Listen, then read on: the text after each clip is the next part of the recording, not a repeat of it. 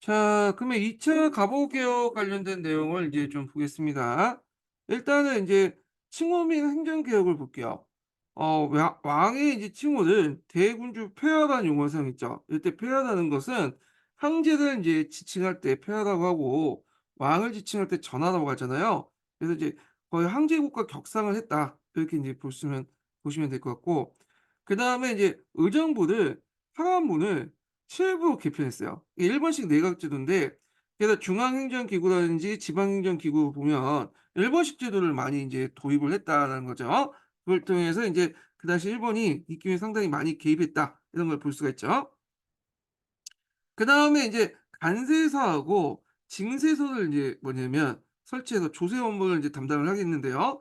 간세서는 이제 그 탁지부 산하에 있는 조세 징수를 담당하는 거고, 징세서 같은 경우에는 이 탁지부에 속하여 세금과 급밖의 세입을 이제 담당하는 것이 한다. 그래서 이거는 그 주로 이제 간세에 관련되니까 그 수출 물품에 대한 이제 업무를 담당했던 세금과 관련된 내용이고, 그 외에 이제 세금은 징세서에서 관리했다, 이렇게 보시면 될 것 같고, 그다음에 국내국 밑에 왕실 공비를 취급한 회계원과 왕실 사유재산을 운영하는 내장원 신설했다, 이렇게 있는데요. 그래서 이제 앞에서 언급한 것처럼 예전에는 공부 일체라고 했죠. 그래서 이제 보통 2조에서 내수사를 관리했는 그런 체제에서 이제 공부 분리로서 이제는 국내부에서 이 내수사를 뭐냐 좀 덕을 높여서 내장원이라고 이제 부르게 돼서 내장원에서 황실 재산을 이제 관리하도록 했다는 거죠. 그다음에 인제 지방 제도를 인제 개혁을 했는데, 요때 인제 지방 관제를 팔도에서요, 부국 군효로 해서 부를 군으로 이 통일했다는 거. 예, 잠깐만요. 팔도를 부목 군효로 나누고 잠깐만요. 다시 얘기할게요. 예. 이게 좀 잘못 정리했네. 예. 그래서 이제 부목군현으로 통일했다. 잠깐만요. 부목군현이죠. 예. 부와 군으로 통일했다는, 부목군현을 부와 군으로 통일했다, 이렇게 보시면 돼요. 그러니까 팔도를 없애고 그 부목군현을 부와 군으로 이렇게 통일했는데, 그래서 인제 소지역 단위를 채택했다. 예, 관할 범위를 축소시켰다는 거야. 그래서 이제 크게 23부, 그다음에 337개 이렇게 해 갖고, 23부는 간차사, 337부는 군수, 이렇게 해서 소지역주의를 채택했다. 이게 일본식 관제 형태인데, 일본 같은 경우에는 큰 그 지역 단위가 부잖아요. 그 밑에 인제 현이라는 게 있고, 그 일본의 영향을 받아서 이제 했는데, 이 소지역주의를 이제 채택한 이유는 이게 지방 간의 권한 축소하고 또 관련돼 있어요. 이런 거 이제 연결시켜서 보시면 될 것 같고, 그렇지만 이런 것들은 다시 인제 그 일본의 이제 간섭이 물러난 이후에 아간파천식인가요? 그 후에 다시 인제 원상태 팔도체제로 바뀌게 되죠. 예. 자, 그다음 지방간은 이제 사법권을 빼고 행정권만 가지게 되고요. 예, 지방 간의 권한이 축소되죠. 그래서 사법부가 독립되죠. 예, 정부 기관마다 행사했던 재판권을 재판소로 인제 뭐냐면 단일화시켰다. 그래서 뭐 지방재판소, 한성재판소, 뭐 고등재판소, 특별법원 등을 설치했고, 그다음에 인제 재판권이 독립됐으니까 그걸 할 수 있는 이제 그 법관이 필요하겠죠. 그 법관 양손소를 이제 규정해서 제정했다. 그다음에 인제 군대 통합과 일원화, 훈련대 학충과 사관 양성소를 설립했는데, 상대적으로 볼 때 인제 뭐냐면 그 갑오 개혁은 군대 개혁이 좀 미흡해요, 이게. 왜냐면 이제 군대를 인제 이렇게 만들고 강화시키면 일본의 이제 그것이 일본이 조선을 먹는 데 좀 방해가 되겠죠. 그래서 좀 '형식적인 개혁을 했다.' 이렇게 보시면 되고, 요게 눈여볼 게 훈련대인데, 이 훈련대는 일본인 교관이 와 가지고 양성한 부대예요. 그러다 보니까 이게 상당히 친일적인 성격을 갖고 있죠. 친일적인 성격을. 예. 자, 교육 개혁을 보겠습니다. 자, 교육 개혁은 이제 그 고종의 교육 입국 조서를 발표했는데, 이거 예전에 한번 기출문제 나왔던 거죠. 그거는 성격 관련된 내용이 시험에 나왔는데, 요건 나중에 좀 얘기하고요. 그다음에 인제 그 초등학교 그 교육을 이제 의무화시키기 위한 전 단계로서 한성 사범학교를 설립했죠. 예. 그래서 여기에는 초등학교 예 단 하는 소학교라고 하죠. 그 당시에는 소학교 교원을 양성하기 위한 어떤 학교로서 한성사범학교를 설립했는데, 이 한성사범학교는 이제 오늘날 그 서울 교대의 전신이죠. 예. 툭하면 티오 문제로 이렇게 징징대는 학교 있잖아요. 예. 자, 하여튼 이렇게 있고, 그다음에 경제적으로 회계법을 제정해서 우리나라 최초의 근대 예산제도와 조세 법정주의를 이제 그 학교에서 했다. 그래서 앞에서 이제 잡세 같은 것들이 문제가 있으니까, 그래서 이제 조세를 거두려면 법에 의해서 거다라는 조세 법률주의를 규정을 했고요. 그다음에 독점 산업권을 지닌 보부상 단체인 상례국을 폐지했어요. 상례국은 앞에서 언급했던 해상공국의 이제 후신이에요. 이 상리국인데, 이 상리국에 여러 가지 폐단이 있다 보니까 이걸 폐지했는데, 이 상리국도 뒤에 이제 보부상 조직할 때 좀 다시 얘기를 하고요. 그다음에 이제 유기전을 폐지했죠. 그 1차 갑오개혁 때는 유기전의 이제 독점권을 폐지한 반면에, 이 2차 갑오개혁 때는 아예 유기전 자체를 폐지시켜 버렸어. 예. 그래서 이제 이렇게 했고요. 자, 그래서 인제 이렇게 했고, 그다음에 이제 군사개혁은 여기와 여기가 좀 약간 요쪽을 가야 되는데, 있네요. 예. 여기 인제 보충했으니까 좀 다시 설명할게요. 훈련도는 아까쯤에 설명했고요. 사관 양성소를 이제 설치했는데, 박용호가 이렇게 인제 추진했지만 박용호의 시각으로 이제 실패했고, 시의대를 이제 창설해서 궁궐 호위를 담당하겠다. 이렇게 이제 보시면 될 것 같아요. 예. 자, 그다음에 인제 넘어가서, 그러면 인제 이 2차 갑오 개혁은 인제 이렇게 진행되다가 이게 이제 삼국 간섭으로 일본 세력이 약화되죠. 여러분은 이 삼국 간섭은 이제 알다시피 청일 전쟁이 끝난 후에 요동반도가 일본한테 넘어가잖아요. 그러니까 이걸 막기 위해서 그다음에 러시아가 인제 뭐냐면 독일하고 프랑스를 끌어다가 간섭을 하니까 결국에 일본이 요동반도를 뭐냐면 돌려주죠, 청나라한테. 그러면서 이걸 본 인제 그 민씨 일족과 뭐 그 당시 명성황후 등등이 일본 세력들이 약하다는 걸 알게 된 거야, 러시아보다. 그래 가지고 이렇게 있는데, 그 과정에서 이 박용호가 그 당시 일본부터 차관 도입을 했는데 어려움을 겪게 돼. 원래 이 박용호는 좀 친일파로 분류됐던 사람인데, 이게 이제 개혁 후반기에 들어가면 얘가 인제 전반적으로 인제 뭐냐면 일본에 대항하는 모습들을 보이게 되거든요. 그래서 일본이 얘를 인제 뭐냐면 좀 선전하는 분위기였어, 처음엔 지지해 줬다가. 게다가 인제 차관 도입도 지원할 수 있는데도 불구하고 박용호를 인제 뭐냐면 선전한 상태에서 일본이 차관을 안 해 주죠. 거기에다 그걸 노리고 있었던 이제 민실파가 박용호가 인제 힘이 약하다는 걸 보고 실각을 시켜버려. 그리고 나서 3차 김홍직 내각이 구성되죠. 이거는 3차 김홍직 내각은 정동군학부를 중심으로 해서 구성된 내각이야. 이 정동군학부는 어떤 셈이냐면, 일단 정동이 그다음에 미국 대사관이나 러시아 대사관이 몰려있던 곳이거든요. 그러니까 거기에 이제 뭐냐면 그 사람들 어울려 다니는 사람도 있었어요. 그 조선인 관료 중에. 그래서 이런 사람들을 중심으로 해서 구성된 것이 정동군학부. 근데 이들을 중심으로 해서 이제 친미 친러파죠. 이들을 중심으로 해서 만든 것이 제3차 김홍직 내각이다. 그래서 이 김홍직 3차 김홍직 내각 때 우리가 을미개혁이라는 걸 추진하죠. 을미년이잖아요. 1895 년이니까. 근데 이제 요때 을미개혁은 이제 어 계획만 했지만 실제로 이제 다시 정권이 바뀐 바람에 그 실시되진 않았죠. 그래서 요때 을미개혁은 보통 이때도 을미개혁이라 하지만 그냥 제껴 두죠. 예. 그러니까 보통 을미개혁하면 보통 4차 김홍직 내각 때 했던 개혁을 을미개혁이라고 해요. 을미개혁. 예. 그래서 인제 있던 이제 그 친미파 중심의 인제 이런 3차 김홍직 내각이 다시 인제 뭐냐 친일파로 바뀐 게 을미사변이죠. 그래서 이제 요걸 보고 있었던 이제 일본이 가만히 있겠어요? 아니죠. 그래서 이제 그 배후였던 명성황후를 뭐냐면 '제거해야 되겠다.' 이렇게 이제 생각한 거야. 그래 갖고 그 당시에 인제 그 미우라를 이제 뭐냐면 일본 공사로 임명한 다음에, 미우라는 이제 그 당시 누구예요? 그 일본 군인 출신이거든요. 그래서 이제 한성 그 신문이었던 일본 그 신문이 있어. 거기에 있었던 것을 매개를 기자나 거기 기자들이나 낭인들을 끌고 와 갖고 그 여우 사냥이라는 작전명으로 명성황후를 시해시켜 버리죠. 그 과정에서 인제 죽고 나서 정동구 학부가 몰락을 하게 돼. 이때는 박정양, 이완용, 윤치호 이런 사람들이 몰락을 하게 되는데, 참고로 이완용도 그 당시에는 친일파가 아니라 이 친러 친미파 성향을 가지고 있었어요. 예. 그래 갖고 이제 몰락하게 되고 그 당시에 친일파 내각들이 이제 구성이 됐다. 예. 그때 이제 누가 참여했냐면 그 유길준이라는 사람 있죠. 유길준도 여기에 참여했어요. 여기. 예. 자, 그래서 인제 결국에 을미사변을 계기 위해서 명성황후가 시해되고 이 정노국학부가 몰락한 다음에 4차 김홍직 내각이 인제 설립이 되죠. 그래서 보통 인제 4차 김홍직 내각이 추진했던 그 개혁을 을미개혁이라고 하죠. 을미개혁. 예. 그래서 예전에 을미개혁 관련된 내용을 시험 문제 나왔거든요. 이거 쓰라는 거. 요거 내용을 볼게요.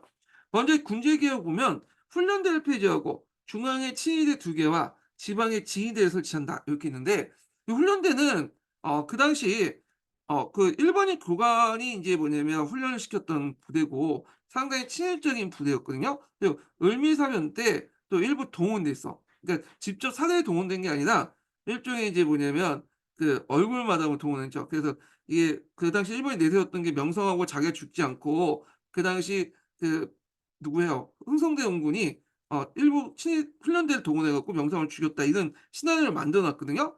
그래서 이제 훈련대를 이때 동원을 해 갖고 인제 했던 건데 근데 이제 문제는 이 훈련대가 90% 정도는 인제 뭐냐면 친일파지만 그 안에 10% 정도는 뭐냐 반일적인 세력도 있었어요. 그러니까 이제 얘네들을 인제 뭐냐면 없애기 위해서 아예 훈련대를 폐지해 버린 거죠. 예.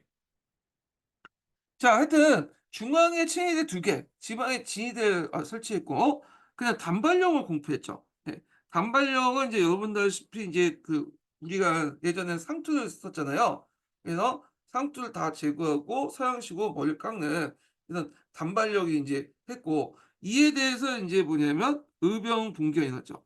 그래서 그 앞에 을미사변보다는 요게 커요. 요게 단발령이 더 커.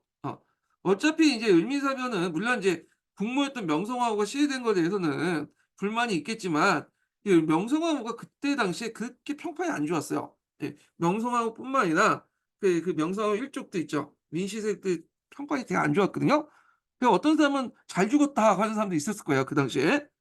근데 이제 어차피 을미사변은 나하고 문제가 없는 문제인데 단발령은 다르죠. 이 단발령. 내 머리를 깎겠다는 거잖아.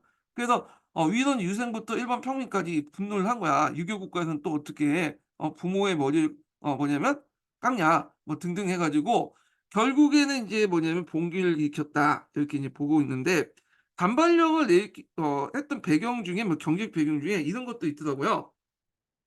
일본의 인제 좀 모자 업계에서 모자를 이제 만들렸는데 종전에 이제 모자 같은 게 반발령 상투에서는 모자를 이렇게 서양식 모자를 쓰지 못할 거 아니에요. 그러니까 인제 서양식 모자를 널리 팔기 위한 일본 어떤 업계의 어떤 압력 때문에 뭐 단발령 실시했다 뭐 그런 것도 있는데 뭐 중요한 건 아니고. 자 그다음에 인제 종두법을 실시했죠. 이 종두법. 종두법은 크게 인제 두 가지가 있어요. 인두법이 있고 우두법이 있죠.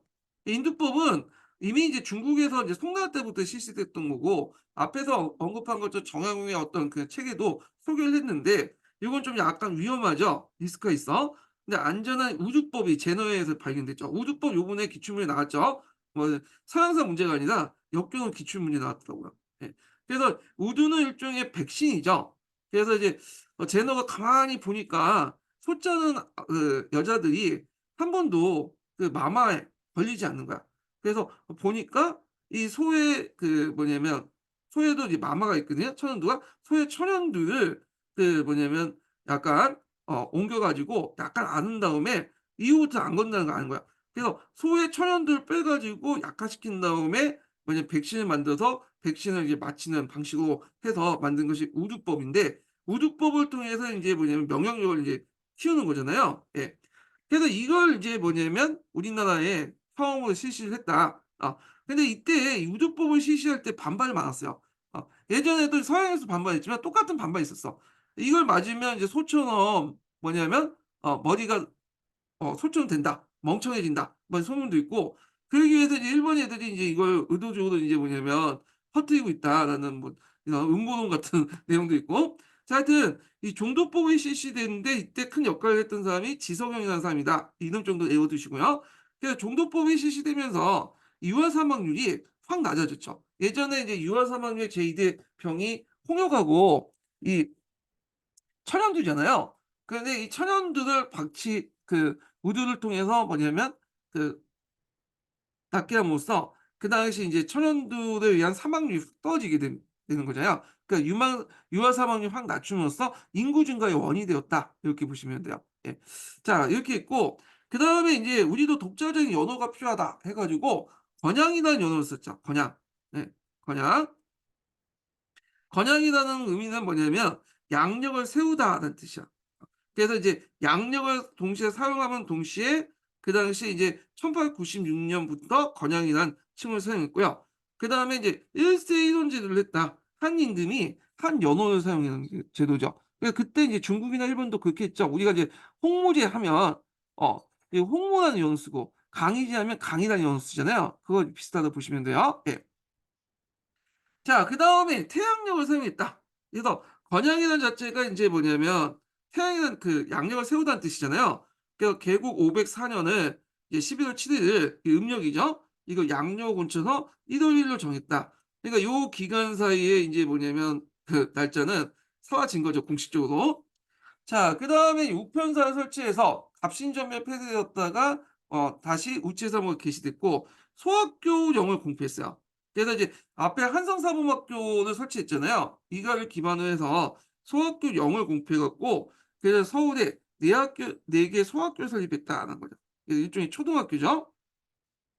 그래서 이제 사학교 간제를 반포했다. 이렇게 보시면 돼요. 소학교령, 소학교 간제인데 15년 개정 교과서에서는 이게 2차 개혁으로 잘못 적혀 있더라고요. 근데 이제 보시면 그 우리 역사넷에 가봐서 쳐 보시면 검색해 보면 이 소학교 간제가 여기 을미 개혁으로 들어가 있어요. 예. 그렇기 때문에 시기가 안 맞는 것 같아요, 요거는요. 그러니까 이제 오기인 것 같아요, 이거는요. 제가 적어 놨긴 했는데 얘도 이제 소학교령 자체가 2 차가 아니라 을미개혁 때 한 거예요, 을미개혁 때. 그 앞 단계에서는 그 뭐냐면 한성사범학교를 만들고요. 그래서 이제 소학교령을 공표했다. 그래서 예전에 한번 관련된 내용이 을미개혁 관련된 내용이 이제 쓰라고 시험에 나왔기 때문에 꼭 외워 두시고요. 자 그 과정에서 이제 무슨 사건이 일어나냐면 충생모 사건이 나타나요. 충생모 사건. 이 충생모 사건은 아간판천 이전에 일어났던 사건이거든요. 그래서 이제 그 아가판천 이전에 그 고종이 그 뭐냐면 옆에 이제 그 정동으로 이제 도망가려고 했어요. 미국 대사관이나 러시아 대사관으로.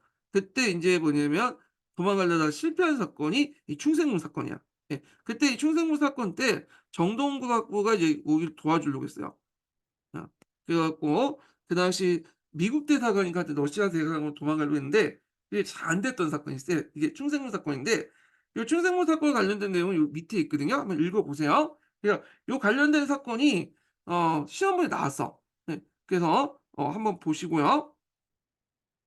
자 그래서 인제 있고 그다음에 요 밑에 정동구학부가 있죠. 그래서 정동구학부는 주로 이제 정동 지역이 이제 그 당시 미국 공사관이나 러시아 공사관 등등 그래서 서구 구라파 공사관들이 몰려있던 곳이거든요. 그래서 거기에서 미국인들과 뭐 하여튼 프랑스인, 러시아인들과 그 같이 어울렸던 그 한인 관료들이 있었어. 이 사람들에 의해서 구성된 것이 정동구락부고요. 그래서 정동구락부 중에 대표적인 사람들 아까 지금 언급했죠. 그중에 하나가 이완용 같은 사람도 그 당시에 친미파로서 정동구락부에 속했다. 이렇게 보시면 될 것 같아요. 자 그래서 인제 이때 이제 아간판천 그러니까 충생무 사건 실패했지만 아간판천은 성공했죠. 그래서 러시아 공사관으로 도망갔잖아요. 그래서 이제 이때 인제 뭐냐면 을미개혁이 중단되고 그다음 단발령도 중단됐죠. 그래서 "단발령 뭐 깎고 싶은 사람 깎아라." 이렇게 했는데 이때부터는 이제 뭐냐면 또 깎기 시작해. 사람들이 좀 심리가 그렇잖아. 깎으라고 막 강조하면 이게 인제 뭐냐면 안 깎는데 이제 깎지 말라고 하거나 이제 자유롭게 하면 그때 이제 '아 그래.' 하면서 단발령을 이제 하기 시작했다. 왜냐면 되게 편하거든. 이도 없애지고. 그래서 이제 단발령이 인제 이때부터 자연스럽게 인제 했다. 이렇게 보시면 돼요. 자 그래서 인제 있고 아간판천 이후에 개혁이 중단되고 김홍직 내각이 이제 붕괴되고요. 다시 이제 아간판천 시기 땐 정동구락부가 뭐냐면 어 실권을 장악하죠. 그래서 정동구락부 관련된 여기 내용이 있으니까 좀 기억을 해 두시면 될 것 같아요. 자 그 밑에 1차 개혁, 2차 개혁, 3차 개혁 이게 그 내용들 정리를 해 놨고 갑오 개혁의 평가 부분을 이제 보겠습니다. 자, 바보개혁 평가는 크게 이제 타율성론하고 그다음에 제한된 자율성론이 나왔거든요. 그래서 인제 타율성론은 이게 우리의 어떤 자주적 노력에 의해서 인제 실시된 게 아니라 일본의 강요에 의해서 착수된 거고, 이 일본의 조선 침략을 용이하게 한 체제로 개편하게 한 거 아니냐, 이렇게 본 거야. 그래서 이제 앞에서 1차 가보개혁 때 우리가 인제 지세 급납화, 재정의 일원화, 은본위 화폐제도 채택, 도양 개정 통일, 이런 것들은 일본의 한반도 식민 통치의 기반을 마련한 의도에서 했다, 이렇게 있고, 그다음에 국내부하고 의정부를 분리한 것 자체가 왕실과 그다음 민비의 정치 참여를 배제한 거고, 그래서 상대적으로 올 때 군사 개혁이 미비했고, 그다음에 토지 개혁이나 상공지능 같은 관련 개혁들이 부정했다는 거. 근데 이제 두 번째 관점은, 비록 이게 일본의 강요에 의한 것은 맞긴 맞지만 그 나름대로 자율성을 발휘했다, 이게 제한된 자율성론, 이렇게 했거든요. 그래서 예전에 객관식 기출문제 사지성단 관련될 때 요거 한번 시험 문제에 잠깐 언급된 부분이 있어요. 그래서 신학사상, 그다음 19 세기 밀란, 갑신전면, 동학도 혁명 등으로 연결된 한국사 내재적 발전 과정을 파악했다. 그래서 요 관련된 내용이 이제 줄을 이제 보시면 있는데 269 번에 있거든요. 제가 이제 여기 심화서에는 여기 적어 놨긴 하는데.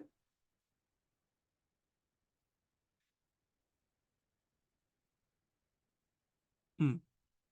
그래서 이제 요런 내용들 있고, 여기 269 분 부분인데, 여기 6차 지도서에 있는 내용을 한번 적어 놨거든요. 한번 읽어 보시고, 자, 그다음에 이제 보면, 자, 일본의 강요 개혁 이전에 이게 구체 내용이에요. 제한된 자율성 내용에 이제 보면, 자, 갑신점이와 동학농민 운동으로 근대 사회 이행을 위한 체제 개편의 필요성을 제기했고, 이미 이제 예전부터 우리가 이제 근대화 개혁이 필요하다는 것을 제기를 했다는 거죠. 예. 그다음에 조선의 개화파 관료를 추진했다. 물론 이제 이거는 이제 어 1차 가보 개혁이죠. 1차 가보 개혁이나 교정청 같은 것들 있죠. 그래서 이 교정청이 앞에서 언급한 것처럼 제한된 자율성에 이제 한 예로서 들어갔다는 거죠. 그리고 정치, 경제적, 사회적 개혁이었다는 점에서 제한적이나마 그나마 자율성을 인정받고 개혁의 방향이 긍정적 평가받았다. 그래서 이제 국내부와 의정부의 분리는 뭐냐면, 왕실과 민씨의 어떤 정치 참여 배제라는 의미도 있지만, 또 다르게 해석하면 전제만권 제한이라는 것도 있잖아요. 신분제 폐지. 비록 인제 뭐 일본의 강요에 있었지만 4대 외교 폐지도 제한된 자율성으로 해석될 수 있는 여지가 있겠죠. 그리고 요거 예전에 시험 문제 나왔던 건데, 개혁 추진기에 일본과 청이 전쟁 중이기 때문에 간섭하지 않았던 거. 예. 그래서 이제 요때는 이제 주로 1차 가보 개혁을 인제 염두에 두고 얘기한 거죠. 2차 가보 개혁이 아니라. 자, 그래서 인제 한계를 보면 이게 인제 좀 급진적이었어. 예. 우리 입장을 때 이게 급진적인지는 모르겠지만 그 당시에 사람들 입장은 상당히 급진적이었고, 특히 이제 일본의 침략적 간섭이 있었죠. 그러다 보니까 일본 대중들에겐 개혁을 외면받을 수밖에 없었다. 그래서 동학농민 운동할 때 그때 읽었던 2차 분기 때 개화파 정권의 타도를 내건 거. 동학농민 운동도 근대화를 지향했고, 그다음에 개화파들도 근대화를 지향했는데 근데 방향이 달랐던 거죠, 얘들하고. 그러다 보니까 인제 충돌할 수밖에 없고, 동학농민운동의 타도 대상이 개화파 정권, 갑오개혁 때 정권들을 이제 대상으로 인제 했다, 이렇게 보시면 될 것 같아요. 예. 그래서 요런 내용들 좀 기억을 해 두시면 되고요. 자, 그다음에 동학농민운동으로 넘어가겠습니다. 자, 앞에서 이제 갑오개혁 당시에 동학농민운동하고 청일전쟁이 같이 있었다고 했잖아요. 그럼 이제 동학농민운동 볼게요. 동학농민운동은 지금까지 한 두세 번 좀 나왔어요. 앞으로 나올 가능성이 되게 많은 문제예요. 예. 그래서 이렇게 있는데, 이게 마지막으로 나온 게 2010여 년도에 한번 나왔거든요. 그래 갖고 지금 24 년이니까 거의 10 년이 넘었죠. 예. 그래서 나올 가능성이 있어. 언젠가 한번 나올 것 같아. 이거는 되게 중요한 부분이죠.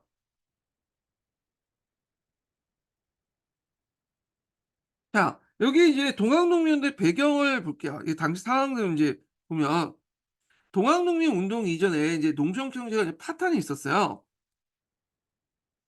그래서 이제 보면 개항으로 인해서 곡물 상품화의 추세 속에 양반 관료와 대상인들, 지주계층들이 이익을 확보했고, 소농민, 빈민층, 소상인들이 몰락을 하게 되죠. 앞에서 설명한 것처럼 이게 이제 개항으로 쌀값이 올라가면서 물가도 뛰고, 그리고 이제 양반 관료들이나 대상인들이 쌀을 이제 막 어 쌀을 통해 이득을 얻기 위해서 농장을 확대되죠. 그래서 이제 토지를 빼앗긴 사람들이 뭐냐 다시 어디로 농촌으로 올라가 아니 도시로 올라가잖아요. 빈민층으로 전락하고 이런 이제 경우가 있었고 자 그다음에 일본이 이제 경제 침탈이 심화됐는데 중개모를 통해 자국 상품 판매로 했는데 처음에는 중개모욕이었다가 자국 상품 판매로 넘어가. 특히 면포. 이 면포 경쟁이 일본산 면포 경쟁이 상당히 높았거든요. 영국산보다 훨씬 더 뭐냐면 질이 좋았어. 예. 요 부분 나중에 좀 얘기할게요. 그러니까 입도선매 뭐 고리대 이렇게 있는데 입도선매라는 건 뭐냐면 곡식을 추수하기 전에 미리 대금에 쌍값을 지불하고 매입을 하는 거야. 선물했다 보시면 돼요. 어 그래서 인제 이것 때문에 곡물 가격이 폭등됐고 백성들의 생활이 궁핍됐고요. 그리고 이들 중에 이제 상당수가 빈민화됐죠. 그리고 인제 지주들 입장을 볼 때는 쌀을 통해서 많은 이득을 얻으니까 토지를 이제 매입을 하고 소작용을 인상하면서 농민들의 궁핍이 더 가속화됐죠. 그중에 이제 고창지대였던 호남 지역이 제일 경제 피해가 이제 심했다 이렇게 보시면 돼요. 호남은 그 당시 인제 쌀 수탈 기지로서 큰 역할을 했죠. 구한말 개항이부터 일제 강점기 때까지. 그래서 우리가 알고 있는 이제 목포라든지 뭐 군산 이런 것들이 다 일제 강점기 때 만들어진 항구 도시잖아요. 쌀을 빼내기 위해서 만든 항구 도시죠. 자 그다음에 인제 이런 것도 있고 거기에 뭐 자연재해, 흉년, 전염병 이런 것도 있고 수탈이 강화됐어. 예. 그래서 중앙정부 수탈 관련된 내용을 좀 보는데 요건 좀 약간 요거 내용을 좀 볼게요.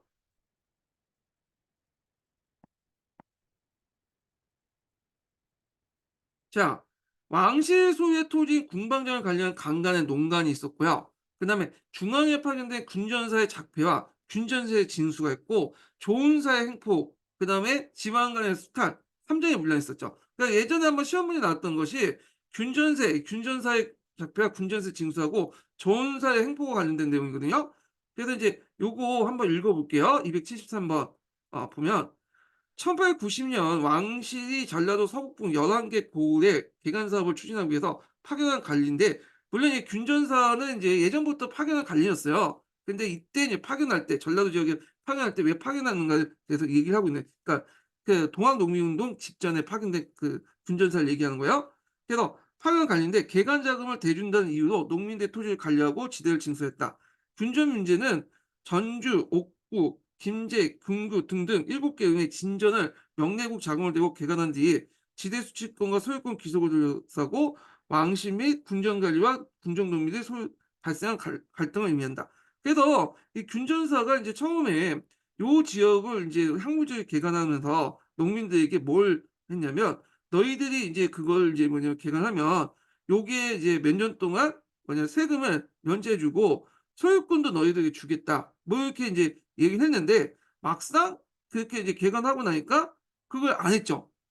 그러니까 인제 이거에 대해서 이제 반발이 있었던 거죠. 이런 것도 있고. 자 그다음에 전원사 같은 건데 이 조세훈번하고 이제 관련된 간청이야. 예. 그래서 그 당시에 조세훈번은 인제 목선이 하는 게 아니라 기선이 있잖아요, 기선. 기선.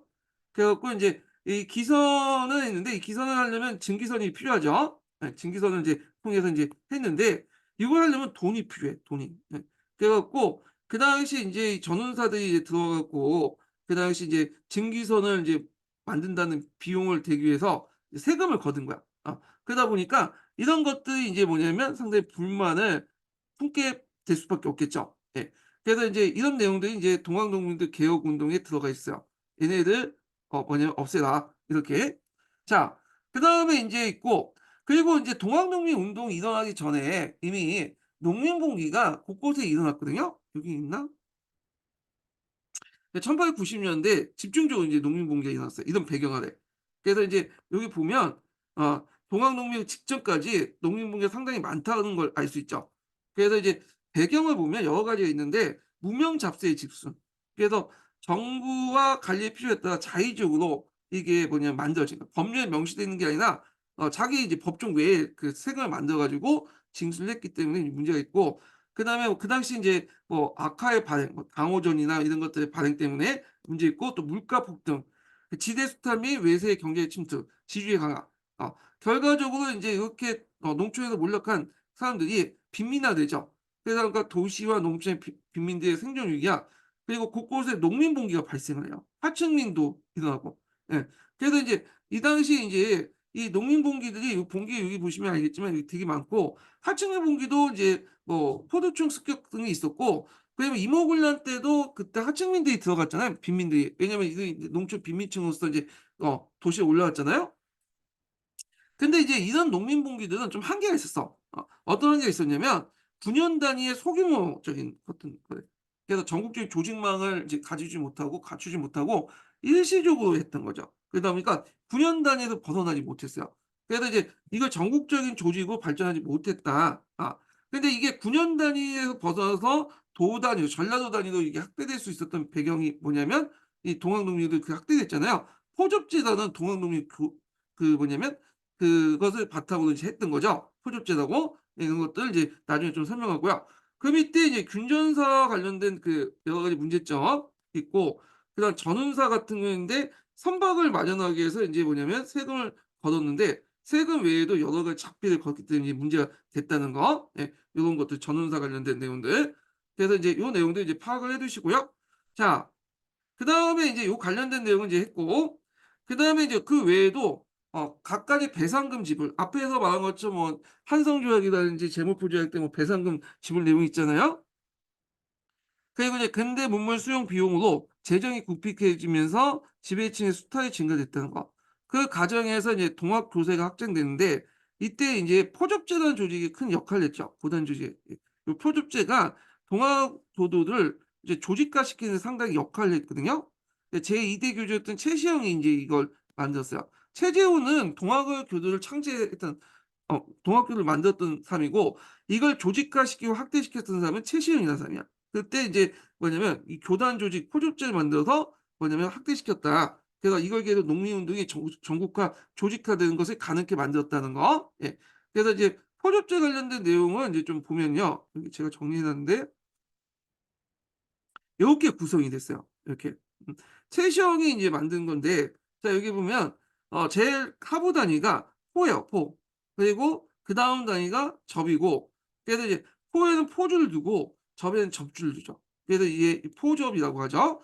그리고 접을 관리하는 걸 대접을 두고 대접을 관리하는 걸 도접이고 인제 최고 행정기구가 인제 뭐냐면 법소야. 중앙기구. 이게 충주에 있어요, 충주에. 그래 갖고 이제 요게 포나 접이나 대접이나 도접이나 그 안에 유김 제도가 있어서 여기 인제 밑에 6개 뭐냐면 실무자들이 있겠죠. 예. 그렇게 인제 운영이 됐던 제도다. 그래서 한번 읽어 볼게요. 예. 최재호 뒤를 이은 제2대 교주 최시영이 태백산과 소백산 지역에서 은밀히 교세를 정비 강화했고 전부터 내었던 접주제도를 확대 개편하여 교인들의 일단을 포라고 하고 요게 포주를 뒀다. 포주 위에 접주, 대접주, 그 위에 도주, 대도주 이런 것들 이제 뒀고 포주 접주 밑에 유김이라고 하여 교장, 교수, 교집 등등을 뒀다. 이런 교도 조직을 포접제라고 한다. 자, 이런 포접제는 동학교도를 조직하는 데 큰 뭐냐면 역할을 했고 나중에 동학농민 운동을 일으킬 때 예전에 9년 단위에서 벗어나지 못했죠. 그런데 이제 이걸 벗어나서 도 단위까지 조직화시킬 수 있었던 배경이 됐던 것이 이 표접제다. 이렇게 이제 보시면 될 것 같아요. 자 그다음에 인제 내용을 보고요. 다시 인제 넘어가서 어 여기에 보면 이제 그 교조 신흥운동을 볼게요. 여기 앞에 이제 동학교도의 교리가 있긴 하는데 여기 뭐 주기론에 가깝고 샤머니즘, 인내천 뭐 이런 것도 있거든요. 한번 보시고요. 시험 문제는 뭐 나오진 않을 것 같아, 이 사상에 대해서는. 어 그래서 인제 요거는 그냥 앞에서 언급했으니까 요 정도 정리하고 좀 넘어갈게요.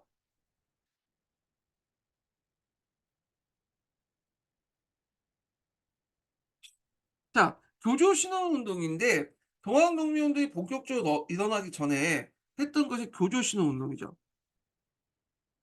그래서 이 교조 신흥운동이 뭐냐? 교조는 누구죠? 최재우죠. 이 최재우가 혹세무민하는 이유로 이제 죽었잖아. 억울하게 죽였잖아. 근데 건국대전에 보면 신소제도가 있어. 억울한 사람을 뭐냐면 억울하게 죽은 사람을 이제 신원을 통해 그러니까 억울하게 죽은 사람들이 이제 있으면 이걸 상소 올려서 풀어주는 그런 제도가 있었거든요. 그래서 이제 그걸 이용한 거죠. 그래서 이제 첫 번째 목적은 인제 교조의 억울한 점을 이제 뭐냐면 풀어주겠다라는 거지만, 또 두 번째 목적은 그날 동학교도들이 동학을 믿었다는 이유만으로도 그 당시 그 지방 관료들의 행풍을 건드려야 됐어요. 관료들이 와 가지고 막 재산도 뺏고 여러 가지 뺏고 하니까 이런 걸 막으려는 거야. 그래서 합법화시키려고 했던 거야. 그래서 교조 신호 운동을 통해서 동학교도들에게 행해졌던 여러 가지 탄압을 뭐냐면 못하게 하고 합법화시키려고 했던 거다. 그러니까 처음에 이 교조 신호 운동은 뭐냐면 합법적인 방법, 정치적인 성격보다는 좀 종교의 합법화, 동학교의 합법화, 거기에 목적을 두고 했던 것이다. 이렇게 보시면 돼요. 근데 시간이 지나면서 이게 이제 종교적인 성격이 점점 없어지고 정치적 성격으로 바뀌게 되죠. 이건 뒤에 좀 얘기할게요. 자, 그러면 인제 처음 집회가 뭐냐면 공주 3대 집회야. 공주 3대 집회. 공주 3대 집회는 인제 처형된 교주 체제의 억울한 점을 풀고 동학교도의 탄압 방지 및 포기의 자유를 인정을 요구하기 위해서 했던 거죠. 그러니까 이거는 순수한 그 당시 교조 신호 운동이라고 보시면 돼요. 근데 이제 이것이 이제 했는데, 문제는 거기에 이제 있던 관찰사가 딱 오더니 요거는 그 내 관찰사 선에서는 도저히 못하니까 서울에 가서 인제 해라. 그래 가지고 이제 서울에 가서 복합상수를 해요. 그러니까 복합상수가 뭐냐면 상소 올리면서 떼거지로 모여 가지고 서울 궁궐 앞에서 엎드리면서 인제 욕을 하는 거야. 그래서 송영희, 박항홍 이런 사람들이 서울 궁궐 앞에서 상소를 하면서 교조신원과 외국공사관과 교회문에 교조신원을 하면서 외국공사관과 교회문에는 외국인 철수를 요구하는 경무를 게시했는데, 이것 때문에 외국인들이 공포감을 느껴서 이제 조정에 압력을 넣고 그 조정의 강경 탄압을 결국에는 2차 서울 복합상수도 실패하게 되죠. 예. 그래서 이때 인제 이렇게 그 앞에 있었던 여기 두 차례 공주 3대 집회와 서울 복합상소는 그 뭐냐면 나름대로 이게 종교적인 성격을 띠고 있거든요. 그런데 인제 이게 정치적 성격을 띠게 된 집회가 생기게 돼요. 이게 금구 집회하고 보훈 집회요. 자, 그래서 이게 보면 금구 집회가 먼저고 보훈 집회가 다음이에요. 하여튼 금구 집회부터 설명할게요. 자, 그 당시에 동학교도 교단과 직접 연결되지 않은 금구에서 하층 대중을 지역을 대변하는 정봉준, 항할 이런 사람들, 남자 지도자들이 일반민을 이끌고 또 일부 동학교도 이끌고 했던 것이 금구 집회인데, 이때 인제 뭐냐면 보훈 집회를 그 다음에 하게 되는데, 보훈 집회를 유도하기 위해서 일부 예비 성격의 금구 집회를 소집을 한 거야. 어. 그런데 이제 그 당시 정부에서 어윤중을 파견해 갖고 설득하고 해유시키고 군대까지 동원하니까 동학교도 자진을 해산했죠. 그래서 보훈 집회 전에 금구 집회가 있었다, 이렇게 보시면 되고, 남접이 이제 이끌었다. 정봉주 같은 남접 지도부하고 상관없는 사람들이 한 거예요. 자, 그다음에 보훈 집회가 인제인데, 이 보훈 집회는 정치적 원래는 종교적인 성격에서 인제 했지만 점점 정치적 성격으로 바뀌게 되죠. 예. 그래서 이제 이런 것도 있는데, 그 보훈 집회는 예전에 기출문에 나왔던 거죠. 좀 기억을 해 두세요. 자, 여기에 보면 동학 중심의 어떤 이제 농민운동이 농민 중심의 정치운동으로 전환됐는데, 요때 내걸었던 게 정치적 성격의 인제 내용이에요. 그래서 척외 양창 이것도 외워 두셔야죠. 척의 양창이. 그래서 외여 양을 물리치고 대의를 받든다, 이런 뜻이야. 요때 대의라는 건 뭘까요? 조선 왕조를 받든다는 거야. 그래서 요때 동학교도들 입장일 때는 조선 왕조를 부정한 게 아니에요. 얘네들은 이제 어떤 생각을 갖고 있었냐면, 조선 왕조의 왕은 참 착하시고 백성들을 위해서 참 노력하시는 왕인들인데, 그 밑에 있는 이제 민씨라든지 계합파 정권이 일본과 붙어 가지고 뭐 여러 가지 토악질을 했기 때문에 문제가 생긴다. 그래서 이때 인제 반봉건이라는 건 조선 왕조를 뒤엎는 게 아니라 민씨 정권을 이제 뒤엎고 계합파 정권을 뒤엎는 거야.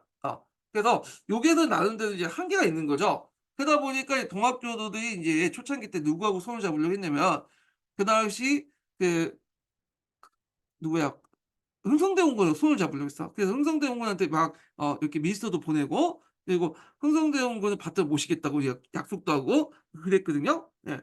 그래서 인제 하여튼 뭐 이렇게 있는데, 이 보건 집회에 관련된 내용이 예전에 시험 문제에 나왔던 거 꼭 기억을 해 두시고요. 자, 하여튼 의미는 이런 교조 신호 운동은 동학 농민 운동의 전 단계로서 일반 농민과 밀접하게 연관되어 이들 계몽시켜 조직하는 데 큰 의미가 있다, 이렇게 보시면 돼요. 자, 그러면 인제 동학농민 운동을 들어가기 전에 여기 남접하고 북적의 개념을 좀 볼게요. 예. 그래서 이 남적 같은 경우에는 인제 뭐냐면 주로 지도부 어 북적이죠. 북적은 주로 온건파고 지도부인데 반해서 이 남적, 전라도 중심의 남적 같은 강경파들이고 인제 이렇게 이제 동학농민 운동을 주도했던 세력들이잖아요. 그래서 제가 이제 예전에 한 포에서 이제 말했듯이 포를 보고 얘기했듯이 동학에서는 크게 두 가지 흐름이 있어요. 종교적이고 현실 타협적인 모습과 그다음에 또 하나는 개혁적이고 이제 이런 모습도 있는데 이 남적 같은 경우에는 이제 좀 개혁적인 모습이고 그 북쪽은 현실적이고 좀 약간 종교 지향적인 어떤 모습을 띠고 있어요. 예.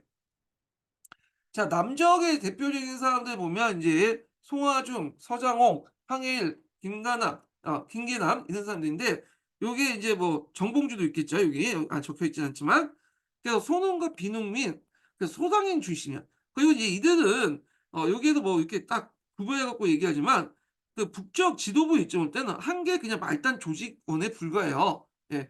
그리고 이제 정봉주 자체도 처음부터 인제 열렬하게 뭐 동학교도도 있었던 것도 아니고 동학이 일어나기 전에 한 6 개월 전에 가담을 했던 사람이야. 그러니까 송병희는 이 사람들이 누군지도 잘 모르는 그 상황이었어요. 예. 자, 이렇게 있었던 거고 자, 전라도 교인들의 정치 투쟁을 선호하여 동학 조직을 반봉건 반의세 투쟁을 연기했는데 그럴 수밖에 없었던 게 전라도가 그 당시 수탈의 대상이었잖아요.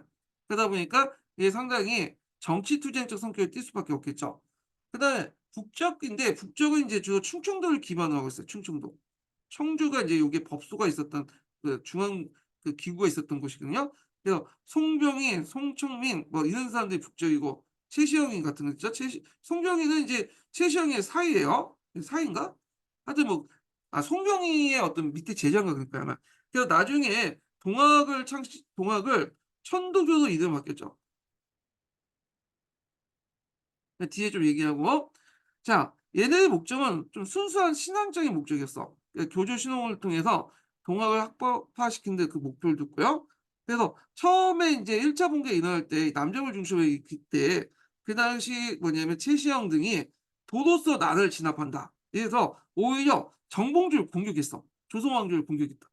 그에 대해서 반란을 일으켰다고. 그래서 이제 반란기라는 것도 했는데 그래서 1차 분기 때는 북적과 남적 사이가 안 좋았다. 이 북적이 자기 통제 없이 남적이 이제 북적의 통제 없이 이제 일으킨 거잖아. 어디 듣보잡 같은 애들이. 예. 자, 그래서 인제 사이가 별로 안 좋았는데 나중에 2차 분기 때 오지영의 중계로 인제 뭐냐면 이때는 남적과 북적이 그냥 합쳐졌다. 이렇게 인제 얘기하는데 근데 이 오지영의 중재인데 이 오지영이 이 어떤 사람이냐면 이 사람이 동학사라는 그 소설책을 썼어요, 1940 년대에. 예.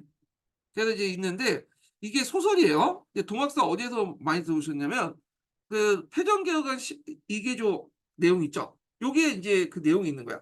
근데 이거는 역사적 팩트를 기반으로 한 게 아니라 역사적 소재 그 동학농민운동을 이제 뭐냐면 소재로 해서 만든 창작물이기 때문에 오지영의 어떤 이 활동에 대해 너무 부각이 됐고 그다음에 이게 과연 이제 역사 사실 맞느냐 가지고 이제 논란이 많아. 그래서 요즘에 패전개혁 내용이 안 나오죠. 어떤 책은 이제 없애버리고 다른 걸 집어넣고 그러는데 그래서 이 오주영이 그 나이가 그때 몇 살이었냐? 10대 청소년이었어요. 나이도 어린 애가 와 가지고 그 당시 최시영하고 뭐 저기 그 누구야 정봉주를 하해시켰다. 그래서 2차 봉기를 같이 합신해 갖고 했다.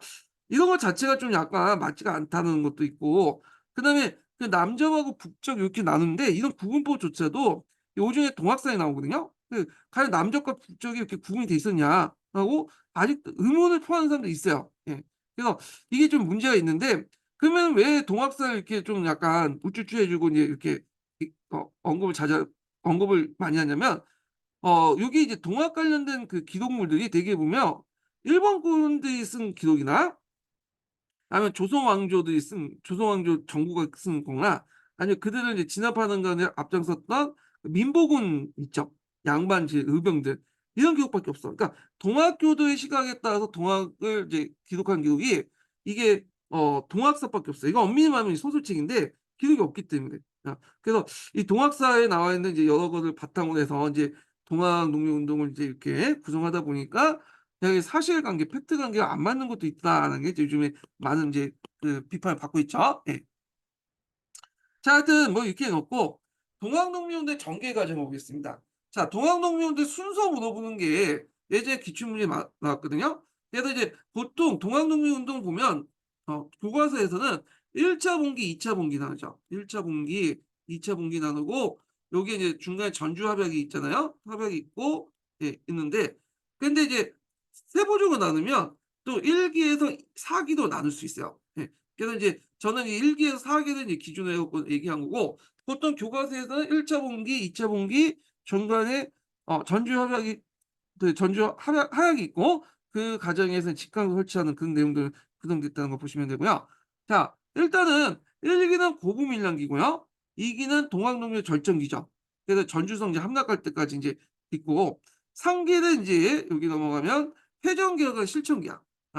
전주 하약 이후부터 직강선 설치하고 뭐 이런 내용도 있고 그다음에 이제 4 기는 인제 2차 분기를 얘기하죠. 그래서 남쪽과 북쪽이 합세해서 인제 일어난 그런 4 개의 시기로 또 나눠볼 수 있다. 이렇게 이제 보시면 되는데 요 내용은 제가 인제 요거 내용 자체가 인제 어 요거보다는 이게 이걸로 나갈게요. 근현대사 심화 교재로. 예. 자 여기 좀 보겠습니다. 자 여기 보면 인제 그 목적은 이제 탄광오일 수청에서 이제 민주정권 타도와 공공재 폐단 시작, 공공재 폐지, 친일정권 타도나 식민지화 저지 등 운동의 사상적 발전단이 쭉 나가겠는데 자 1 기부터 보겠습니다. 1 기. 1 기는 이제 고부 밀란 시기라고 하죠. 고부 밀란. 고부가 어딨냐? 고부가 인제 어딨냐면 여기 부근에 있어요. 예. 그래서 지금은 이게 고부가 어떻게 되냐면 고부 면으로 돼 있거든요. 고부 면으로 돼 있고 여기가 인제 정읍시 거예요, 정읍시. 정읍시 고부면에서 정읍시에 이제 들어가 있는데 그 당시 고부는 상당히 컸어요. 면이 아니었어요, 그 당시에. 군이었죠, 군. 고부 군이었어. 그래서 고창하고 오늘 부안 있죠. 요 부안을 합친 게 고부야, 이게. 이게 고부인데 원래 군이었는데 이게 나중에 일제 강점기 때 면으로 격화돼 버렸죠. 예. 그거 어떻게 잘하냐. 제가 인제 고향이 고부거든요. 예 고부이기 때문에 알아요. 그래서 정읍시 고부면 그래서 거기에 태어났어. 그래서 여기가 지금은 면이지만 예전에는 고창하고 부안까지 합친 그 넓은 지역이기 때문에 이게 뭐냐면 고부라고 했어요. 예. 그래서 고부가 이제 전라도에서 상당히 노른자 땅이었고 생산량도 많기 때문에 그 당시 인제 여기가 상당히 가기를 원하는 그런 분수 지역이었죠. 근데 이제 이때 조병갑이 여기 온 거야. 그러면서 각종 이제 뭐냐면 행포를 하게 되죠. 그래서 만세보 같은 걸 새로 만들어서 수세를 강제로 진술하거나 자기 아버지의 인제 뭐냐면 그 홍도비 같은 걸 세우고 해서 또 돈을 걷거나 그렇게 한 거야. 그래서 사람들이 참았어. 왜냐면 이 조봉갑이 인제 임기가 끝나면 인제 뭐냐면 갈 거라고 생각을 했기 때문에 참았는데 임기가 연장됐죠. 그러니까 인제 참을 수가 없는 거야. 결국에는 인제 정봉주 지휘 아래 뭐냐면 봉기를 하게 되죠.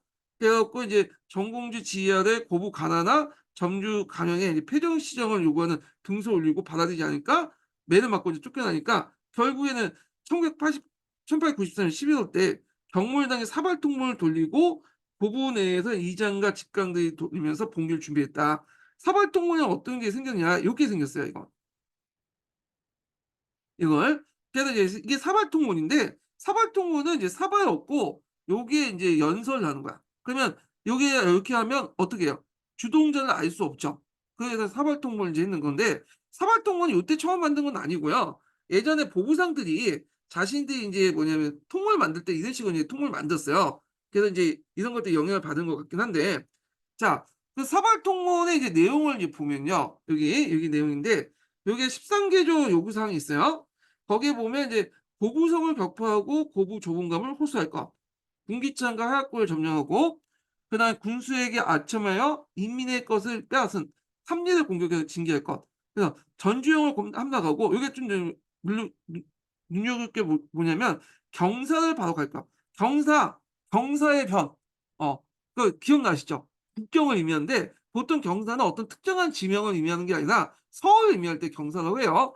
그러니까 여기에서 보시면 알겠지만 이미 이제 그 고부 문란부터 고부에서 끝나려고 한 게 아니라 전주, 전라도 일대 그다음에 서울까지 가서 그 당시 인제 뭐냐면 민씨 일족들을 인제 족치려고 했던 거죠. 예. 자 그래서 인제 이렇게 이제 밀란이 나니까 정부에서 인제 "안 되겠다." 해 가지고 그 당시 이제 어떻게 됐어요. 그 문제가 됐던 조병갑을 해임을 시키죠. 어. 그래서 인제 이렇게 했는데 문제는 인제 이 조병을 해임시키고 이제 안핵사로 왔던 이용태라는 사람이 했기 때문에 안핵사는 이제 밀란이 나면 이제 확인된 관리가 있어요. 밀란 예전 19 세기 때부터. 근데 이용태가 인제 뭐냐면 어떤 이제 문제점을 일으켰냐면 자 그때 이용태는 모든 책임을 동학농민군에 타서 돌리고 봉기에 참가자 주모자를 색출하고 마을을 약탈했어요. 그러니까 이제 안핵사 행위에 분개한 이제 정봉주는 송하준과 함께 전라도 무장에서 이제 봉기를 하게 되죠. 그러면서 인제 뭐냐면 2 기로 넘어가요, 2 기. 자 그래서 인제 여기 보면 이제 발달 2 기는 이게 1차 봉기라고 인제 여기부터 하는데 여기 하여튼 고금 일란에 대한 정부의 사후 대책 반발 이용 안핵사 이용태 횡포 때문에 일어났고 그때 주장했던 것이 이제 많이 들었죠. 보고관 및 제폭구민이야. 그래서 이제 여기 보시면 보고관민이라는 것은 나라를 돕고 요게 나라라는 건 조선 왕조예요. 예. 앞에서 얘기했지만 그 동학농민운동은 조선을 부정한 적이 없어요, 왕조 자체를. 아 왕은 착한데 정치를 열심히 하려고 했는데 그 밑에 있는 민씨 정권이나 계합화 정권에 문제가 있다. 이런 인식을 가지고 있었죠. 그래서 나라를 돕고 백성을 편하게 한다는 뜻이고 제폭군이라는 것은 폭정을 제거하고 민씨 정권이죠. 또는 뒤에 이제 계합화, 백성을 구한다는 뜻이에요. 예. 그래서 보고관 및 제폭군이라는 그 구호를 내걸었다. 전개 과정을 보면 무장에서 이제 직결해서 인제 뭐냐면 창의문을 인제 공포하고 그래서 인제 여기 299 번의 그 내용이 있죠. 그래서 그 당시 이제 무장에서 발표된 창의문에서는 창이라는 대의를 인제 알리는 문제 그 대의를 알리는 문서란 뜻이에요. 동학군은 민시정권의 탐욕과 이에 연루된 지방 관리의 농민 수탈을 중요하게 꾸짖고 그 당시 자신들의 의거가 보고관민을 하기 위한 것을 분명했다. 그리고 인제 이렇게 해서 이제 나름대로 이제 하고 그다음에 백산에 올라가서 백산은 이제 그 당시 부안 쪽에 있는 조그만 산이에요. 원래는 이름도 없는 인제 뭐냐면 야트나는 그 산이었는데 백산에 많은 사람들이 올 온 뭐냐면 오니까 이 산이 하얗게 보인 거야. 예. 왜냐 그 당시에 사람들은 이제 의복을 이제 하얀 걸 입었잖아. 백이 민족이란 말이죠. 물론 염료가 부족해 갖고 인제 염료가 없기 때문에 하얀 옷을 입었는데 자 그래 갖고 이 사람들이 "일었으면 백산이요 앉으면 죽산이다."라는 말이 있어요. 죽산이라는 말은 뭐냐면 이 사람이 죽창을 들고 있었거든.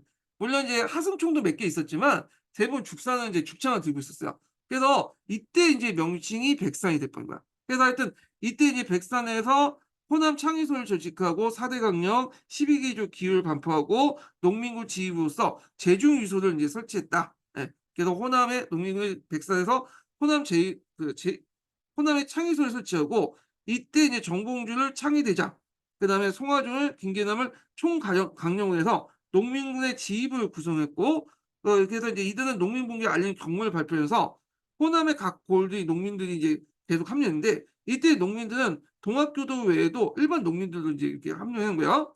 그래서 농민군의 4대 강령을 공포하고 농민군 지휘부를 제중위소라고 했다. 이렇게 이제 이렇게 했고요. 그래서 인제 요 내용들이 인제 있다. 백산 지표가 상당히 중요하죠. 예.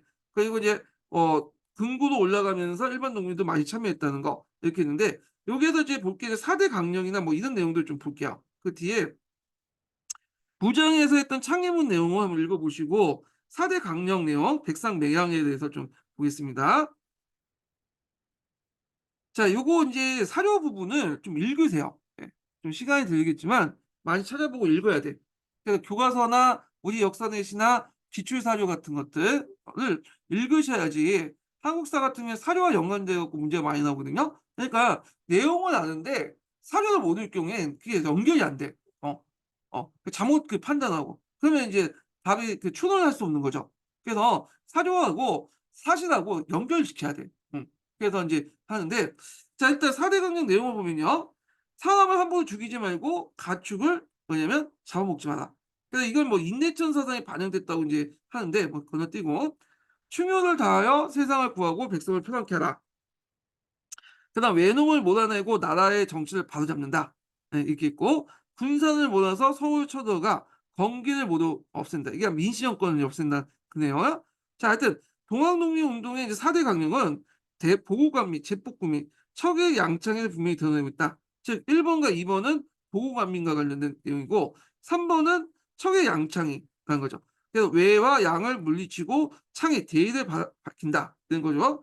그다음에 4 번은 인제 뭐냐면 그 제폭국민하고 관련돼 있죠. 네 요렇게 인제 보시면 될 것 같아요. 그래서 요 3 번은 인제 그 반외세적인 성격을 띠고 있고 4 번은 인제 반봉건적 성격이 있잖아요. 앞에서 언급한 것처럼 동학농민운동은 밑으로부터 개혁이지만 또 반봉건적, 반외세적 성격이 동시에 있죠. 이런 것들이 인제 같이 연결해서 보시면 될 것 같고요. 그다음에 그 밑에 이제 백상 검문 관련된 내용이 있고 그다음에 그 밑에 인제 동학농민군의 12기적 기율이 있어요. 이것도 이제 같이 읽어 보세요. 예. 자 그러면 이제 계속 인제 넘어가겠습니다. 이쪽으로 넘어가 결국에는 인제 그 전략 감영군을 향토 전투에서 격파하고요. 그러니까 이제 농민군은 지방에서 이제 이렇게 그 전략 감영을 격파한 다음에 경군이 왔어요. 이 경군은 신식 무기로 무장한 이제 그런 그 근대식 군인들인데 서울에서 파견된 군대죠. 이거는 영광을 유인해서 항렬전 전투에서 격파를 냈었죠. 예. 그러니까 인제 죽창이나 들고 다니고 그 당시 이제 하승총 몇 개 갖고 있는 그 부대에 의해서 부대가 그 당시 근대식 무기를 가지고 있는 이 서울에 파견된 정부군을 격파한 거야. 그러니까 예 좀 그렇죠. 그래서 홍계원의 경군을 격파했다. 이렇게 인제 있는데 이 홍계원은 예전에 한번 영화 소재도 나왔던 사람이거든요. 이 사람이 인제 예전에 이모군란 때 그 누구예요? 누구죠? 그 민씨를 이제 모시고 이제 장원으로 피난 갔던 사람이에요. 그래서 민씨하고 홍계원이 이제 짝짝꿍했다는 설도 있고 그러는데 뭐 이건 설이고. 그래서 요거 한번 읽어 볼게요. 예. 302번 한번 읽어 보겠습니다. 자 농민군은 태안을 점령하고 전라도 인제 뭐냐면 태안인가 태인인가 하여튼 뭐인데 전라도 감영군은 항토원에 유인하여 격파했다. 자 이후 농민군은 정읍이나 흥덕, 고창, 무작, 영광 등등을 차례로 점령하고 다시 북상하고요. 정부는 양호 촉독상 그 홍계훈과 800 명의 경군을 파견해 농민군을 진압하려 했으나 오히려 패배를 했죠. 예. 그래 갖고 인제 이렇게 해서 인제 뭐냐면 크게 인제 패배를 했고 결국에는 점유성을 점령했어요. 감영이 된 것이요. 자 그러니까 인제 이때 고종이 불안해진 거야. 이 고종이 뭐냐면 농민군이 전주성을 점령했다니까 청나라한테 이제 요청을 해야 되겠다고 막 한 거야. 청나라한테 군대를 파견하겠다고. 근데 대신에 뜯어 말렸어. "그거 안 된다." 왜냐면 전주성을 점령했다고 해도 이게 그때 상황이 꼭 농민군에게 유리한 건 아니었어요. 전주성은 인제 들어가긴 했는데 문제는 경군들이 다시 인제 중앙에서 파견돼 갖고 여기를 포위하는 그 형세였거든요. 그러니까 '좀 놔두자. 시간을 보고 지켜보자.' 이렇게 했는데 불구하고 교종은 빡빡 우기면서 청구를 요청했고 청나라는 이제 앞에서 말한 일본한테 탱진 조약에 입각해 갖고 뭐예요? 이 파병 사실을 알렸죠. 그래서 일본도 원래 탱진 조약을 통해서 이제 나가려 했는데 탱진 조약은 그 파병된 걸 알리는 것도 있지만 파병을 받은 나라가 군대 파견 조약이 내용이 없는 거야. 그러니까 일본은 그 당시에 이제 뭐냐면 미국이나 영국이나 인제 이런 여러 나라하고 불평등 조약을 맺고 있었거든요. 그러니까 근대 국가라는 모습을 좀 어필할 필요가 있었어요. 근데 조약에도 없는 내용을 가지고 나갈 수는 없잖아. 그래서 논란 끝에 결국에는 재물포 조약에 있는 내용을 끄집어냈죠. 자국민 보호라는 명목으로 군대를 파견하고 통보는 탱진 조약에 따라서 청나라들 우리도 파견한다고 통보를 한 거야. 예. 그래 갖고 이제 했다. 그래서 우리가 일본하고 우리나라 관계를 볼 때 그 당시에 항상 그 일본하고 우리나라 관계에서만 보는 게 아니라 일본하고 다른 나라 관계에서도 같이 봐야 돼. 그래야지 이해가 왜 일본이 우리나라를 먹을 때 그냥 먹으면 돼 버린 걸 군대 입고 그냥 먹으면 되잖아요. 근데 뭐 항일 협정에서 뭐 항일 의정서를 만들고 뭐 제1차 항일협약도 있고 뭐 이렇게 순서를 밟아가면서 이렇게 조약을 맺어 가면서 인제 그 먹으려고 했던 것도 뭐냐면 일본이 인제 뭐냐 근대 국가라는 모습 우리가 만국공법에 의해서 조약 체계를 준수한다는 걸 보여주면서 그래서 서양 국가부터 일본 근대 국가 인정받고 그걸 통해서 일본하고 서양 국가 간에 맺어진 어떤 이제 불평등 조약을 개선시키려고 했던 거야. 요런 차원에서 이제 보셔야 된다는 거죠. 예. 자 그러니까 인제 청나라 일본이 인제 군대를 인제 파견한다니까 이제 문제가 된 거죠. 그 이 소식을 듣고 인제 뭐냐면 그 동학농민운동이 한 발 물러나서 하해를 하자고 한 거야. 그래서 결국에는 전주합약을 맺게 되죠. 이 전주합약 관련된 내용이 예전에 한번 기출문제 나왔거든요. 예. 그래 갖고 인제 보는데 잠깐 여기 제가 적어 놨는지 모르겠는데 음. 그래서 전주학을 홍계원하고 인제 뭐냐면 맺게 돼요. 그래서 이제 그 당시 이제 그 내용을 이제 보면 304 번이 있죠. 자 그래서 인제 정부가 뜻하지 않게 일본군이 들어오자 청일 양군의 철병을 요구한 한편 그때 농민의 타협을 모색했고요. 정부군 간 힘겨운 전투를 치렀던 농민군도 앞에서 말했죠. 농민군들이 전주성 점령을 했지만 그 주변에 포위되는 형태였기 때문에 상당히 농민군도 상당히 위태로웠던 시기였어요. 그래서 인제 농민군도 정부군과 싸우는 가운데 불리해진 정세를 돌이키기 위해 정부군과 후전을 제의했고 그래서 이제 전주 합약을 맺게 됐다. 이렇게 보시면 돼요. 홍계원하고 이제 맺어진 건데 근데 이 홍계원이 그 약속을 지켜주지 않았죠. 이게 이제 여기 잠깐 볼게요. 그래서 이제 동학 농민군의 요구 조건 패전 개혁의 약속을 수습하고 이제 하려고 했지만 이 홍계원이 약속을 제대로 지키지 않았어. 예 이 사람이. 그래서 이제 후에 패전 개혁안이 이제 실시된 거는 홍계원하고의 홍계원하고 맺은 이제 홍계하가 그러니까 발음은 홍계하하고 맺은 전주 합약이 아니라 그에 이제 새롭게 파견된 전라도 관찰사가 있어요. 전라도 관찰 김학진하고 맺어진 거야. 이걸 따라서 이제 한 거고 홍계하고 맺은 전주합약은 이거는 이제 제도 약속대로 지켜지지 않았다. 그래서 이 전주합약이 예전에 시험문제 나왔기 때문에 제가 여기다 적어 놨는데 잠깐만요. 뒤에다 있네 여기다. 네. 여기. 요거 인제 좀 볼게요.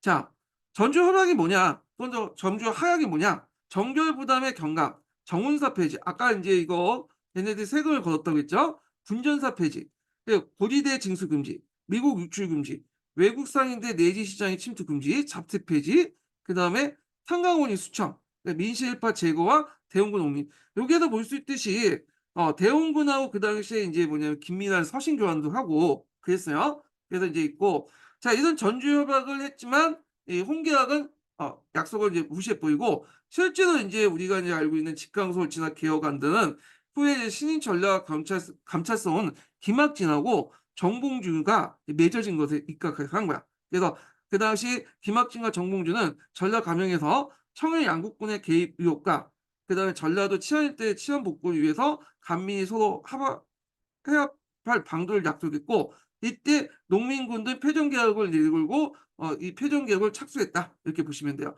그래서 이 패전 개혁을 이제 하는 기구로서 뭘 설치했냐면 직강소를 설치했어. 이게 03년 기출문 06년 기출문에 나왔죠. 이 직강소 내용이. 그래서 이 직강소 강령 12개조 내용을 보면요. 자, 인명을 함부로 죽인 자를 벤다. 한포함 보호배를 엄한다.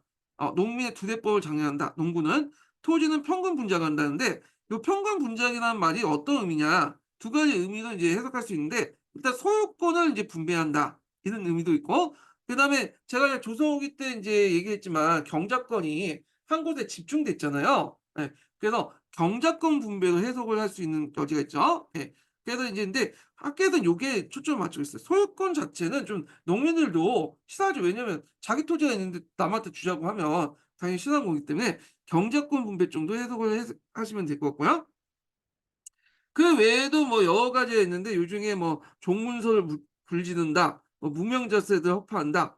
이런 것도 있고 자 그리고 외적과 일본과 연락한 자는 벤다. 이렇게 인제 있죠.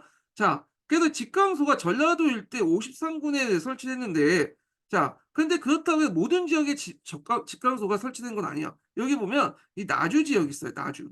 예. 나주. 요 나주 일대는 직강소가 설치되지 않았어. 이 나주가 상당히 양반들의 어떤 보수 지역이었거든요. 이 보수 지역. 그 양반들은 요 동학고들을 되게 별로 안 좋아하죠. 그래 가지고 민복원을 주직했어. 자칭 의병이라고 하죠. 예. 의병인 민복원을 주직하고 여기에서 인제 뭐냐면 그 직강소가 설치되는 걸 막으려고 했고 나중에 동학교도들을 토벌할 때 이 민복군들이 이용돼 갖고 같이 정보군과 일본군과 함께 토벌했던 거고 여러분들 알다시피 이제 근데 더 놀라운 사실은 안중근 있죠, 안중근. 음. 안중근도 이게 양반 지주 출신이에요. 그래 갖고 인제 그 민보군에 가담해서 어릴 때지만 여기 토벌하는 데 가담했다고 그러더라고요. 예. 참 그래요. 예. 그래서 안중근 우리가 이토 시도부인을 죽인 사람은 이제 유명하지만 어 민보군에 가담해 가지고 인제 어릴 때지만 이 동학교도 토벌에 이제 참가했다는 거죠. 그러니까 이들 입장 볼 때는 일본도 싫어. 일본을 좋아하는 사람 아니에요, 이 사람들도. 그렇지만 동학교도들이 더 싫은 거야. 어. 일본보다 얘네들. 그래서 인제 요렇게 이해를 해 주시면 돼요. 그래서 요 민보군에 있다고 해서 다 뭐냐면 친일파고 그다음 매국놈이고 그렇게 인제 인식하시면 안 된다는 거죠. 그리고 그 당시 양반 지도층들은 또는 양반 유림들은 일본어는 싫지만 동학교도는 싫기 때문에 동학교도에 대한 평가가 별로 안 좋아요. 예. 얘네들에 대해서. 그래서 우리가 이제 동학교도라고 이제 해서 동학농민운동이라고 부르고 있지만 그 당시에 동학농민 반란, 동학난 이렇게 해서 난자를 붙였잖아요. 그래서 이것이 인제 좀 인식이 개선되기 시작한 거는 이제 나중에 일제 강점기가 지나고 나서 근대 넘어가면서 개방 후에 이제 쪼금씩 인식이 쪼금씩 좋아진 거지 그때 당시에는 양반 지도층 내부에서는 상당히 인식이 안 좋았다. 이렇게 이제 파악을 해 두시면 될 것 같아요. 예. 자 하여튼 이 집정소 안에는 그 당시 집행기능 기관을 가지고 있었죠. 그래서 뭐 서기, 성찰, 집사, 동명이 있었고 오결 기관 기능도 있고 호위군도 구성됐고 그 지방의 치안도 유지했다. 그래서 그 당시에 이제 이게 이제 예전에 시험 문제에 나왔던 건데 집현전된다. 직강소, 직강소의 성격이 이제 예전에 시험 문제였어요. 개혁을 실천하는 민정기구 자치기구로서 농민정 한 건을 규정했다. 그거 외워 두세요. 예. 그래서 민정 자치기구적 어떤 성격을 띠고 있다. 이거 예전에 기출문제 나왔던 거죠. 예. 자, 그래서 인제 농민의 지방 권력 기구 성립했다. 그래서 여러 가지 패전 개혁을 이제 하게 되죠. 뭐 신분제를 폐지하고 삼정을 개혁하고 그다음에 고리치의 무효화, 지주의 개혁, 조세 징수, 치안 유지 등의 패전 개혁을 담당했고요. 그다음에 이제 이렇게 통해서 봉건적 토지 소유 관계를 폐기하고 신분적 계급 질서 해체 등 조선의 봉건사를 근대사에 이행시켜야 했다. 그래서 반봉건적인 어떤 성격을 띠고 있다라는 거 보시면 돼요. 예. 반봉건. 그래서 보통 1차 분기부터 해서 이렇게 집정 폐정 개혁 시기 그러니까 이제 직강 설치해서 폐정 개혁 시기는 반봉건적 성격을 띠고 있다는 거 이렇게 보시면 되고 자 근데 이 직강수에 대해서 한쪽 양반의 반발이 있었죠. 앞에서 민보군이 조직되고 자칭 이들 의병이라고 하잖아요. 좀 우리가 의병하면 좀 약간 임진왜란 때 의병처럼 생각하고 좋은 의미로 생각하는데 요때도 자신이 의병이라고 생각한 거야. 그래서 그 나주 지역가를 중심으로 나주 지역을 중심으로 이 민보군이 구성됐고 동학군과 전투를 했다는 거. 그리고 우리가 알고 있는 이제 안중근도 어릴 때 거기에 인제 참가를 했고 그랬다 하더라고요. 예. 그래서 인제 요 내용들 좀 기억을 해 두시면 될 것 같고요. 예. 자 그래서 인제 여기 국사편찬위원회 그 내용을 좀 볼게요.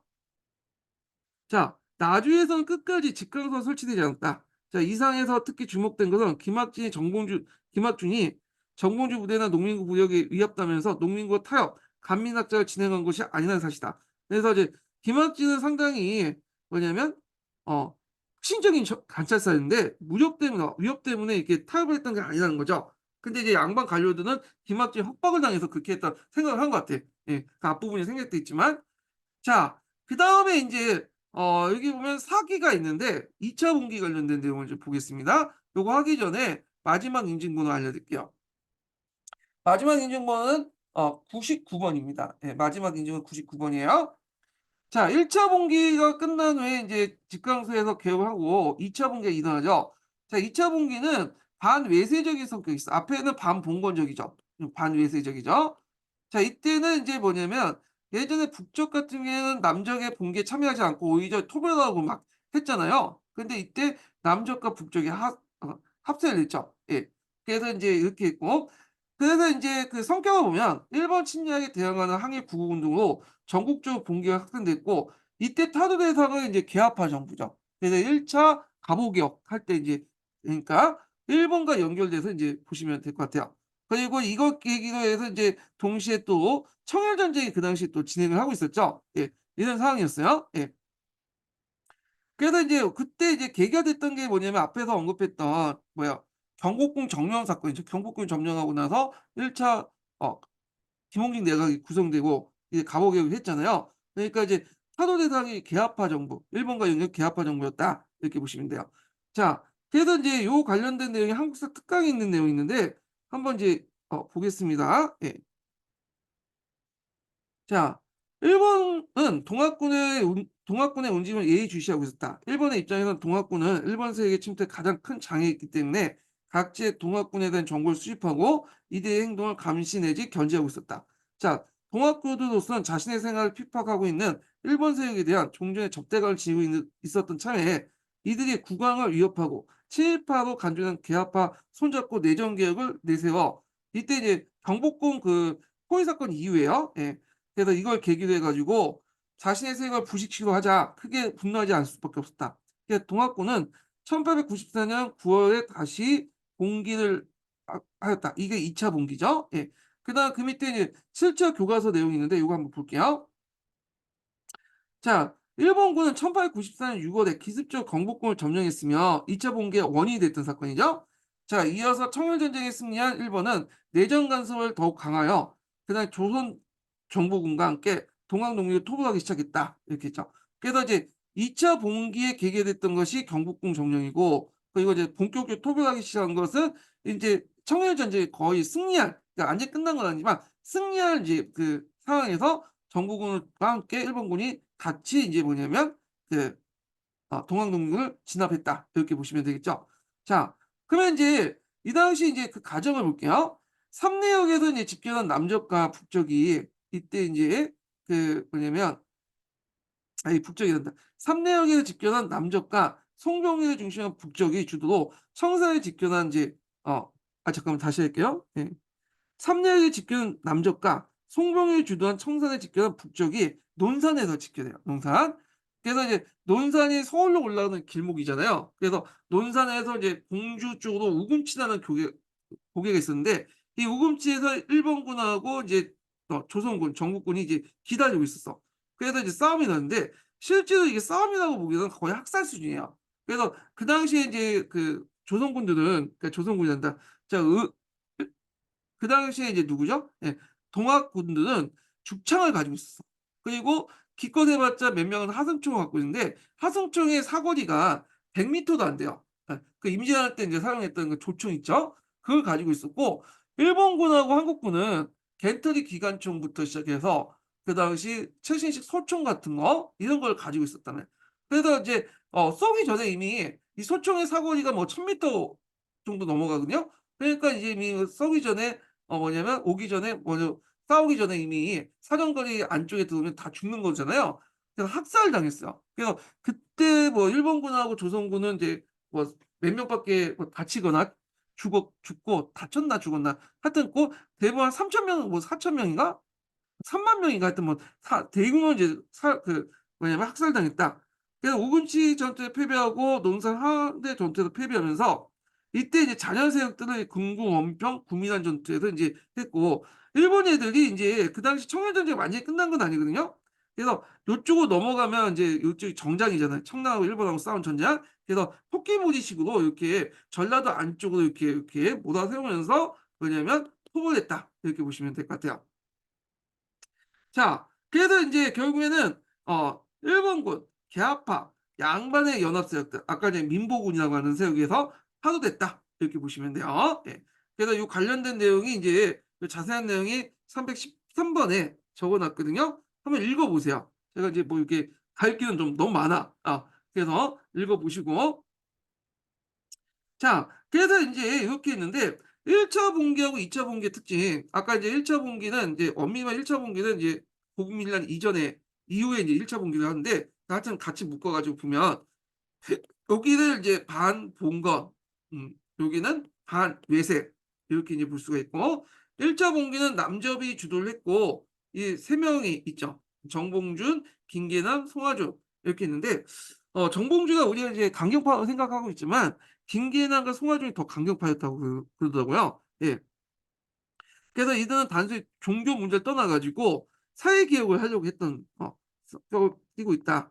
그래서 이제 있고 2차 분기는 이제 남적과 북적이죠. 예. 그래서 정봉준, 송봉희 이렇게 인제 있고 그래서 봉주 오금치에서 패배를 했고 여기는 반외세적인 반제국적인 어떤 성격을 갖고 있다. 이렇게 이제 보시면 될 것 같아요. 자, 그래서 인제 있고 패전 계약은 12조 관련된 내용이 있고 그 외에 인제 뭐냐면 또 동아농림원들 개혁안 관련된 내용도 있거든요. 예. 요거는 다음 시간에 진행하겠습니다. 요 부분은. 예. 여기가 있고 그다음에 동아농림 개혁안 관련된 내용인데 요거는 다음 시간에 진행할게요. 예. 오늘 강의 듣느라 수고하셨고요. 예 다음 시간에 뵙겠습니다.